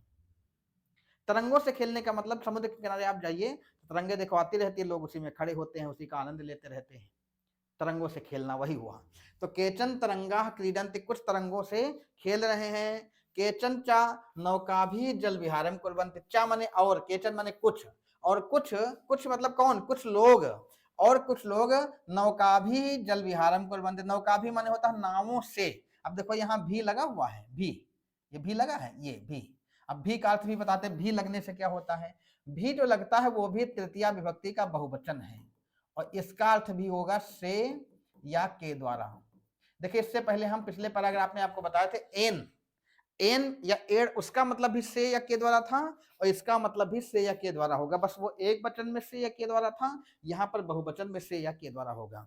ठीक है, तो नौका भी मतलब नावों से, और कुछ लोग नावों से जल विहारम कुर्वन्ति, जल विहार करते हैं। जल विहार का जान रहे हो, जल में नाव से भ्रमण करते हैं, घूमते टहलते हैं। तेषु केचन कंदुकेन क्रीडन्ति, तेस माने उनमें से, केचन माने कुछ लोग, कंदुकेन क्रीडन्ति, कंदुक माने गेंद होता है, और कंदुकेन मतलब गेंद से, एन लगा हुआ से, कंदुकेन गेंद से खेलते हैं। तेसु माने उनमें, सु लगा है बहुवचन में, उनमें से कुछ लोग गेंद से खेलते हैं। बालिकाः बालकाः च बालुकाभिः बालुकागृहं रचयन्ति, कहते हैं बालिकाः बालकाः च माने और, बालिकाः माने लड़कियां, बालकाः माने लड़के। तो लड़कियां और लड़के, बालुकाभिः, बालुकाभिः लिखा, बालू मतलब बालू, और बालुकाभिः का मतलब बालुओं से, भी लगा, भी माने से या के द्वारा, तो लेकिन बहुवचन, बालुओं से बालुका गृहम रचयन्ते, बालू से बालू का घर बनाते हैं। तो देखा होगा छोटे बच्चे नदी किनारे जाते हैं या समुद्र किनारे जाते हैं तो बालू इकट्ठा करके उनसे घर बनाते हैं, लहर आती उनको मिटा ले जाती है, मजा आता, फिर घर बनाते, फिर लहर आती मिटा ले जाती, तो उसको बालुका गृह कहते हैं, जो बालू से घर बनाते हैं। और बालू से घर बनाने का मतलब थोड़ी देर बाद नष्ट हो जाना। तो ही लिखा है कि कुछ बालक बालिकाएं बालू से बालुका गृह रचयन्ते, मतलब बालुका गृह बनाते हैं। मध्य मध्य तरंगा बालुका गृहम प्रवाहयन्ति, देखिए वही बात आ गई, मध्य मध्य माने बीच बीच में, तरंगा मतलब जो तरंगे आती हैं, समुद्र की लहरें आती हैं, वे बालुका गृहम प्रवाहयन्ति, बालुका गृह को प्रवाहित कर ले जाती है, मतलब बहा ले जाती हैं। बीच बीच में जब बच्चे बालुका गृह बनाते हैं बालू से, तो बीच बीच में तरंगे लहरें आती हैं और बालुका गृह को बहा ले जाती हैं। ऐसा क्रीडा प्रचलति एव, ऐसा क्रीडा माने यह खेल, प्रचलित एव माने चल रहा होता है समुद्र के तट पर, यही अब उसमें चित्र में ये सब बना रहा होगा, जो चित्र रहा होगा, और उसके किनारे ये सब लिखा है, अर्थ दिया गया, मतलब शब्द लिखा है, चित्र वहां बना था। तो ऐसा क्रीड़ा प्रचलत्यो, यह खेल ऐसे ही चल रहा है। समुद्र तटाह न केवलम पर्यटन स्थानानि अत्र मत्स्यजीविनः अपि स्वजीविकाम चालयन्ति। कहते समुद्र तटाह, जो समुद्र के तट हैं, न केवलम पर्यटन स्थानानि, केवल पर्यटन स्थल नहीं है, अत्र यहाँ मत्स्यजीविनः अपि माने भी, यहाँ मत्स्यजीवी भी स्वजीविकाम चालयन्ति, अपनी जीविका चलाते हैं। मत्स्यजीविनः जान रहे होगे, जो मछलियों पर जीवित हैं, मतलब मछली को ही अपना जीविकोपार्जन बनाए हैं। देखा होगा समुद्र किनारे या नदी किनारे देखो मछली पकड़ने वाले भी रहते हैं। तो मत्स्यजीवी का मतलब जिनका जीविकोपार्जन मछलियों पर आश्रित है, मछली पकड़ते हैं, बाजार में बेचते हैं, उनका खर्चा उसी से चलता है, वो मत्स्यजीवी होते हैं।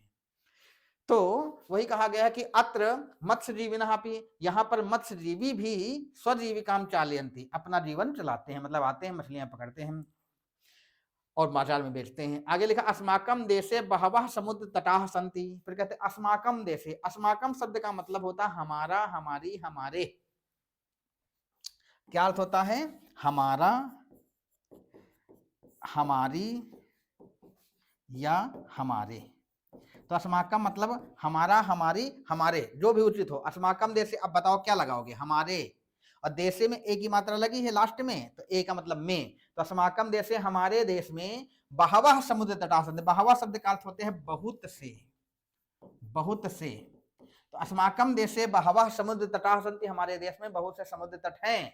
एतेषु, एतेषु का मतलब इनमें, देखो शू लगा में, इनमें मुंबई, गोवा, कोच्चि, कन्याकुमारी, विशाखापत्तनम, पुरी तटाः अतीव प्रसिद्धाः सन्ति। कहते हैं इनमें, इन तटों में मुंबई, गोवा, कोचीन, कन्याकुमारी, विशाखापट्टनम, पुरी, पुरी मतलब कौन? जगन्नाथपुरी के नाम से जो फेमस है, पुरी उड़ीसा में, पुरी तटाः अतीव प्रसिद्धाः सन्ति, पुरी के तट बहुत ज्यादा प्रसिद्ध हैं। अतीव शब्द का मतलब होता है अत्यधिक प्रसिद्ध। इससे पहले भी शब्द आया था, देखिए शब्द बार बार कुछ ऐसे कॉमन शब्द हैं जो हर बार मिलते हैं। देखिए इससे पहले वाले में भी मिले थे पैराग्राफ में, अतीव, यहाँ भी लिखा अतीव, बहुत ज्यादा प्रसिद्ध हैं। गोवा तटः विदेशी पर्यटकेभ्यः समधिकम रोचते। कहते हैं जो गोवा वाला तट है, ये विदेशी पर्यटकों के लिए समधिकम रोचते, बहुत ज्यादा पसंद आता है। विदेशी पर्यटकों को गोवा का तट बहुत पसंद आता, विदेशी लोग गोवा के तट पर आते हैं। फिर विशाखापत्तनम तटः वैदेशिक व्यापाराय प्रसिद्ध। और कहते हैं विशाखापट्टनम जो तट है, विशाखापट्टनम वाला जो तट है, वो वैदेशिक व्यापाराय प्रसिद्ध। व्यापाराय में देखो आय लगा हुआ है, आय माने क्या? के लिए। तो वैदेशिक व्यापार आय, विदेशी व्यापार के लिए प्रसिद्ध, प्रसिद्ध है। और कोच्चि तटः, देखो हर तट की विशेषता बताना है, कौन किसके लिए? गोवा तट विदेशियों के लिए है, विशाखापत्तनम का जो तट है विदेशी व्यापार के लिए। कहते कोच्चि तटः, जो कोच्चि का तट है, नारिकेल फलेभ्यः ज्ञायते, नारिकेल फलेभ्यः, नारियल के फलों के लिए, ज्ञायते माने जाना जाता है। आपको जानकारी दे दें, जो कोच्चि का तट है, सबसे ज्यादा नारियल का फल वहीं से निकलता है। देश विदेश में हर जगह सबसे ज्यादा नारियल वहीं जाता है, वही लिखा कोच्चि तटः। कोचीन का जो तट है वो नारियल फलों के लिए जाना जाता, ज्ञायते माने जाना जाता है। मुंबई नगर से जुहू तटे, मुंबई नगर के जुहू तट पर सर्वे जना स्वैरम विहरंती। मुंबई नगर में एक जुहू नाम का तट है, जुहू है समुद्र किनारे, बहुत वीआईपी कॉलोनी, वीआईपी ने वीवीआईपी कॉलोनी है वो, जितने भी बड़े लोग हैं वहीं रहते हैं जुहू में ही। तो ये लिखा है मुंबई नगर से, मुंबई नगर का, क्या लगा है? श्या माने का, मुंबई नगर का जुहू तटे। अच्छा जुहू तटे है तो यहाँ अर्थ हो जाएगा के, मुंबई नगर के जुहू तटे, तटे में एक ही मात्रा है, तट पर, मुंबई नगर के जुहू तट पर सर्वे जना, सभी लोग स्वैरम विहरंती। स्वैरम मतलब होता है स्वच्छंद रूप से, स्वैर शब्द नया शब्द है, स्वैर शब्द का अर्थ होगा स्वच्छंद रूप से। तो स्वैरम विहाय, स्वच्छंद रूप से, विहरंती माने घूमते हैं। तो मुंबई नगर के जुहू तट पर सभी लोग स्वैरम विहरंती, स्वच्छंद रूप से घूमते हैं। चेन्नई नगर से मेरीना तटे देशस्य सागर तटेश दीर्घतमः। फिर कहते चेन्नई नगर का, क्या लगा है? का, की, के, चेन्नई नगर का मेरीना तटः, मेरीना नाम का जो तट है वो देश के, क्या लगा? काकी के, देश के सागर तटेश, तटों में, दीर्घतमः, दीर्घतम माने सबसे बड़ा है। तो मेरीना तट जो चेन्नई नगर का है वो देश के सागर तटों में सबसे बड़ा तट है। देश सागर तटेश में सु लगा है, इसका मतलब तटों में। तो सागर के तटों में सबसे बड़ा, मतलब सागर के तट भारत में जितने भी हैं उसमें सबसे बड़ा सागर का तट कौन सा है? चेन्नई नगर का मेरीना तट है, जो देश के सागर तटों में सबसे बड़ा तट है। ठीक है, आगे चलते हैं। आगे फिर एक पैराग्राफ इसका बचा भी, कहते हैं भारतस्य त्रिशिषु दशासु समुद्र तटा सन्ति। भारतस्य मतलब भारत के, स्या लगा है, स्या स्या स्या स्या स्या, त्रिशिषु तीनों दिशाओं, दिशासु दिशाओं में, सु लगा, सु मतलब में। देखो दो सु होंगे, या तो दंती होगा या मूर्धनी होगा, तालव्य सु का अर्थ नहीं निकलेगा, इसका मतलब होता है में या पर। तो लिखा है भारतस्य त्रिशिषु दिशासु समुद्र तटा, भारत के तीनों दिशाओं में समुद्र तट हैं। और अस्मात् एव कारणात् भारत देशः प्रायद्वीपः इति कथ्यते, कहते अस्मात् एव कारणात्, इसी कारण से भारत देशः प्रायद्वीपः इति कथ्यते, भारत देश प्रायद्वीप कहा जाता है। प्रायद्वीप का मतलब क्या होता है भी जान लीजिए, एक होता है महाद्वीप, एक होता है लघुद्वीप, एक होता है प्रायद्वीप। महाद्वीप और लघुद्वीप जो द्वीप होते हैं ये चारों तरफ से समुद्र से घिरा होता है।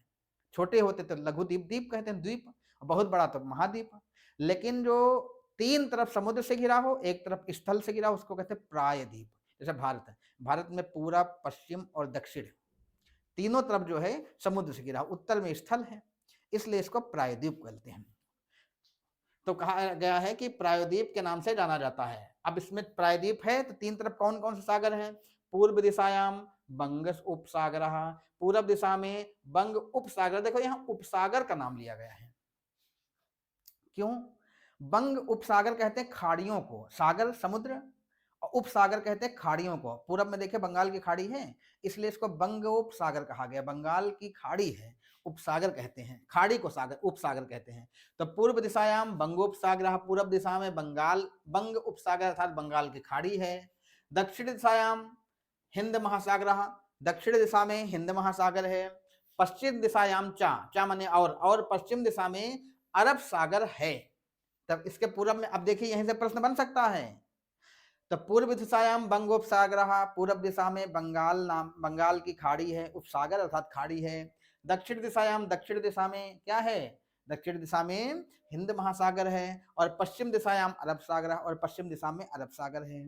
एतेषां त्रयाणाम अपि सागराणाम संगमः कन्याकुमारी तटे भवति, कहते हैं एतेषाम माने इन, और त्रयाणाम माने तीनों, अपि माने भी, इन तीनों का भी सागरों का संगम, मतलब इन तीनों सागरों का संगम भी कन्याकुमारी तटे भवति, कन्याकुमारी के तट पर होता है। एक ही मात्रा में या पर, कन्याकुमारी के तट पर होता है।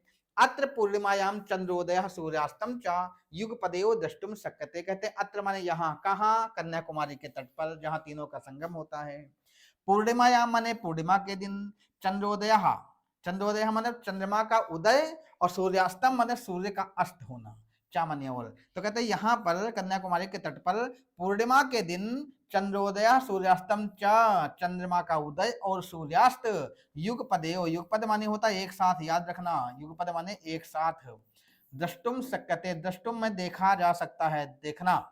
तो देखिए यहाँ पर त्वा प्रत्यय से बना शब्द है, और देखने के लिए, सॉरी त्वा नहीं, तुमुन प्रत्यय, यहाँ पर तुमुन प्रत्यय से बना शब्द है, जिसका अर्थ होगा के लिए, और अगर उसके साथ कोई क्रिया लगा देते हैं तो अर्थ सेम ही रह जाता है। तो युगपद माने एक साथ। तो अत्र पूर्णिमायाम चंद्रोदय सूर्यास्तम च, यहाँ पर पूर्णिमा के दिन सूर्यास्त और चंद्रोदय युगपदेव द्रष्टुम शक्यते, एक साथ ही देखा जा सकता है। मतलब कन्याकुमारी तट के तट पर पूर्णिमा के दिन जाओ तो एक तरफ चंद्रोदय हो रहा होगा और एक तरफ सूर्यास्त हो रहा होगा, युगपदेव एक साथ देखा जा सकता है। ठीक है, तो ये था पैराग्राफ। और देखिए आपने दूसरे वाले पैराग्राफ में देखा होगा कि पहले वाले पैराग्राफ से कई शब्द आपको यहाँ मिले होंगे। तब कुछ पहले वाले में सीखा, कुछ दूसरे वाले में सीखा, इसी तरह जब 10, 12, 15 पैराग्राफ कर लेंगे तो कई शब्द ऐसे आप सीखेंगे जो हर पैराग्राफ में मिलेंगे देखने को आपको, और इनसे अर्थ निकालना आसान हो जाएगा। प्रश्नों की ओर चलते हैं इनके। अब पहला प्रश्न है भारतीय त्रयाणाम संगमः कुत्र भवति, भारत में, एक ही मात्रा लगी है में, त्रयाणाम माने तीनों का, संगमः माने संगम, कुत्र शब्द का अर्थ क्या है? कहाँ। तो भारत में तीनों का संगम कहाँ होता है? तीनों का मतलब तीन महासागरों का। तो हिमालय पर्वत पर या गंगा के किनारे या कन्याकुमारी के तट पर या गुजरात के प्रांत में कहाँ होता है? हिमालय पर्वत पर तीन का संगम कैसे हो जाएगा?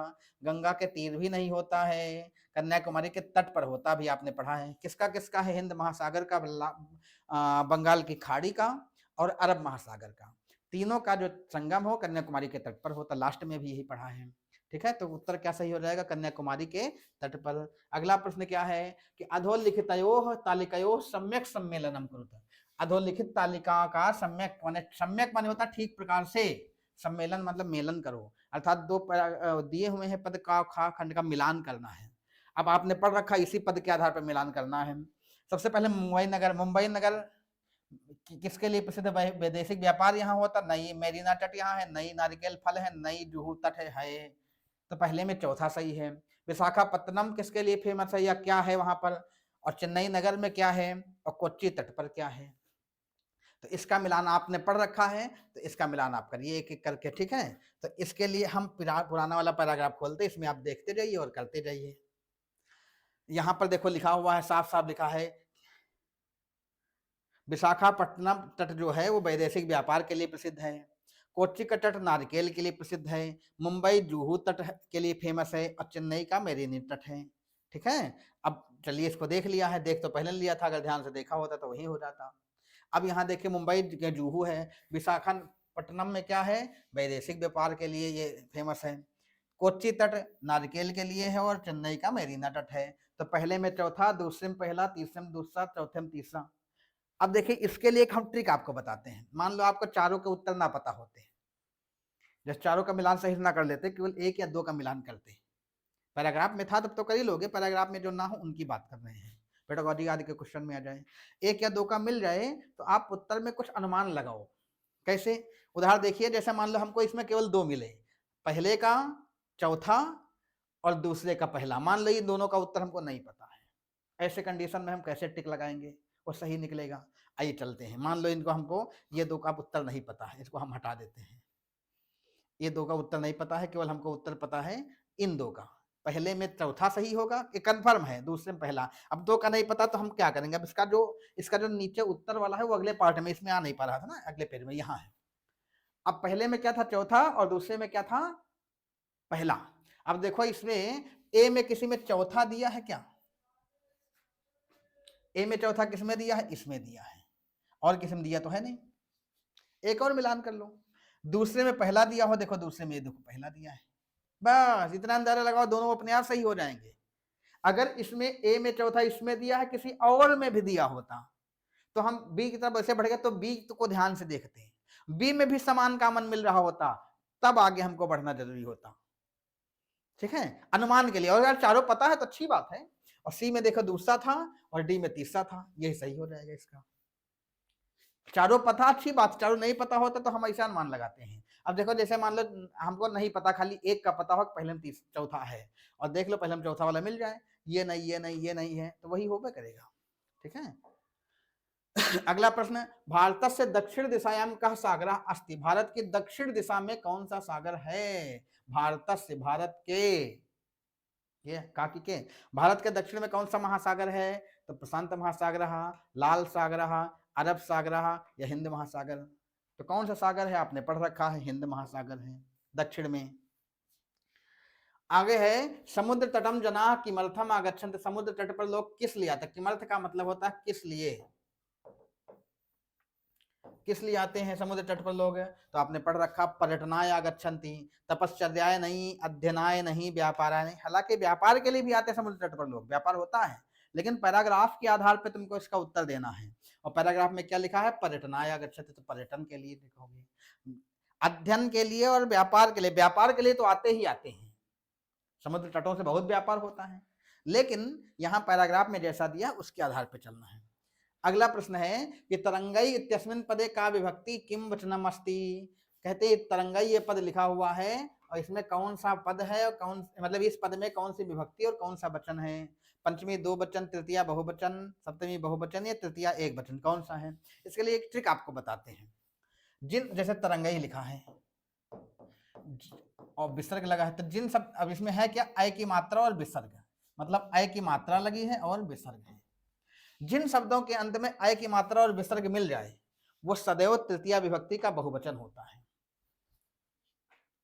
जिन शब्दों के अंत में लास्ट में अय की मात्रा हो और विसर्ग मिल जाए वह तृतीया विभक्ति का बहुवचन होता है। कैसे? जैसे लिखा रामई है, जैसे लिखा छात्राई है, जैसे लिखा बालकई है,